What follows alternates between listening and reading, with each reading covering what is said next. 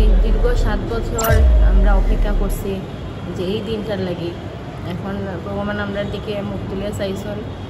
100% যে আমরা সন্তুষ্ট। আমরা যেভাবে এই আসামিরা যে অপরাধ করেছে, যে ন্যায় বিচার করেছেন, এই অপরাধের গুরুত্ব বিবেচনায় আদালত সর্বোচ্চ সাজা দিয়েছেন এবং সেখানে আমরা রাষ্ট্রপক্ষ সম্পূর্ণ সন্তুষ্ট।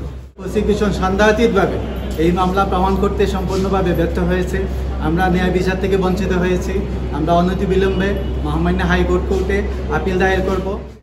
বিয়ানীবাজারের চাঞ্চল্যকর শিক্ষক বিনয়েন্দ্র ভূষণ চক্রবর্তী হত্যা মামলার 3 আসামিকে মৃত্যুদণ্ড প্রদান করেছেন দ্রুত বিচার ট্রাইব্যুনালের বিচারক স্বপন কুমার সরকারের বিজ্ঞ আদালত।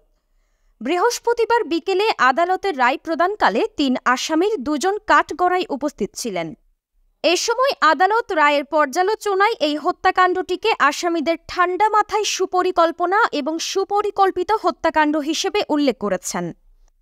প্রায় 7 বছর একই বিচারকের আদালতে 14 জন সাক্ষীর সাক্ষ্য গ্রহণ এবং মামলায় মৃত্যুদণ্ডপ্রাপ্ত আসামি জয়লাল নাথের স্বীকারোক্তি, স্ত্রী ও কন্যার কাছে নিহত শিক্ষক বিনয়েন্দ্র ভূষণ চক্রবর্তীর ঘটনার বর্ণনা এবং 2 পরিবারের বিরোধের বিষয়টি দীর্ঘ সময় ধরে পর্যালোচনা করে আদালত রায় প্রদান করেছে।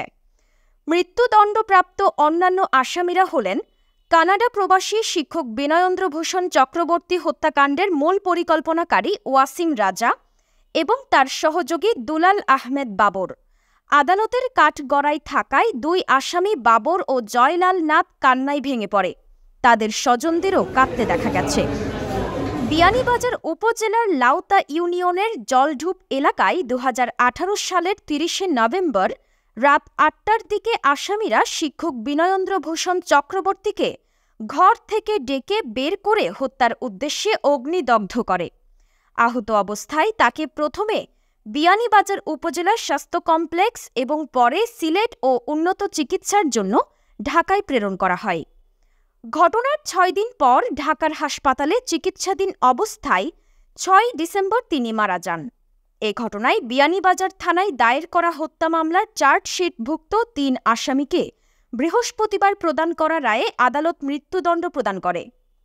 মৃত্যুদণ্ডপ্রাপ্ত এক আসামি দেশের বাইরে অবস্থান করছে, তাকে দেশে ফিরিয়ে এনে রায় কার্যকর করতে সরকারের প্রতি আহ্বান জানিয়ে ডাক্তার শর্মিলা চক্রবর্তী বলেছেন, দীর্ঘ প্রায় 7 বছর পর পিতা হত্যা মামলায় জড়িত 3 আসামিকে আদালত মৃত্যুদণ্ড প্রদান করায় আমরা সন্তুষ্ট। এই দীর্ঘ 7 বছর আমরা অপেক্ষা করছি যে এই দিনটার লাগি। এখন ভগবান আমরার দিকে মুখ তুলে চাইছেন। আমরা সুবিচার পাইছি এবং আমরা আশা করব যে সরকার যাতে এই রাষ্ট্র এই যে রায়টা যাতে বাস্তবায়ন করেন এবং আপনার এই যারা আসামিরা যে দেশের বাইরে তারাও যাতে আনায় এইটা রায়টা কার্যকর করা হয় এবং যারা দেশে আছে তারাও যাতে এই দ্রুত এই রায়টা কার্যকর করা হয়। এই রায়ে সন্তুষ্টি প্রকাশ করেছেন পাবলিক প্রসিকিউটর আবুল হোসেন সহ রাষ্ট্রপক্ষের আইনজীবীরা। আমরা আল্লাহর রহমতে 100% যে আমরা সন্তুষ্ট। আমরা যেভাবে এই আসামিরা যে অপরাধ করেছে, যে ন্যায় বিচার করেছেন, এই অপরাধের গুরুত্ব বিবেচনায় আদালত সর্বোচ্চ সাজা দিয়েছেন এবং সেখানে আমরা রাষ্ট্রপক্ষ সম্পূর্ণ সন্তুষ্ট। 2 জন আসামির বিরুদ্ধে ডিসচার্জ হয়ে গেছে। এই 3 জন আসামির বিরুদ্ধে বিচার অনুষ্ঠিত হয়েছে এবং সাক্ষ্য প্রমাণে 3 জন আসামির মধ্যে বিরুদ্ধেই সাক্ষ্য প্রমাণিত হয়েছে ওনারা এই ঘটনার সাথে ওতপ্রোতভাবে জড়িত এবং একজন আসামি উনি পরোক্ষভাবে উনি ইন্ধন দিয়েছেন এবং ওনার পরিকল্পনা মাফিক এই ঘটনা ঘটেছে। সুতরাং এইটা আদালত যে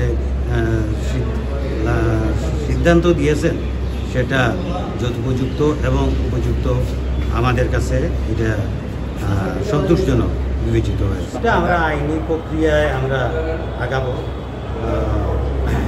এটা সময় বলে দিবে আইনি প্রক্রিয়ার মধ্যে আমরা। আদালতের রায়ে অসন্তুষ্টি প্রকাশ করে আসামি পক্ষের আইনজীবীরা উচ্চ আদালতে আপিল করবেন বলে জানিয়েছেন।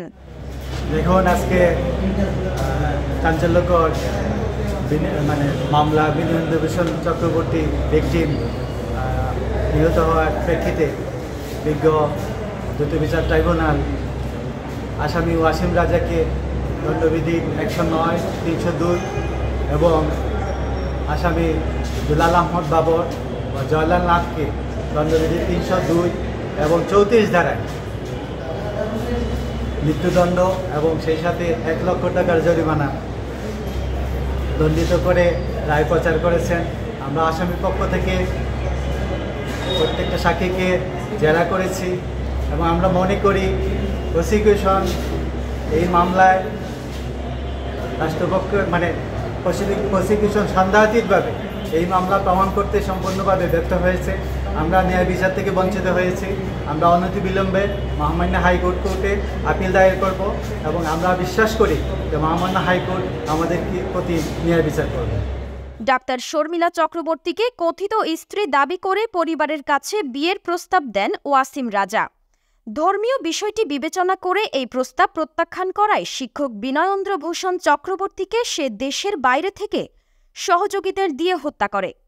Sujana Yasmin, desk report, the Local Times.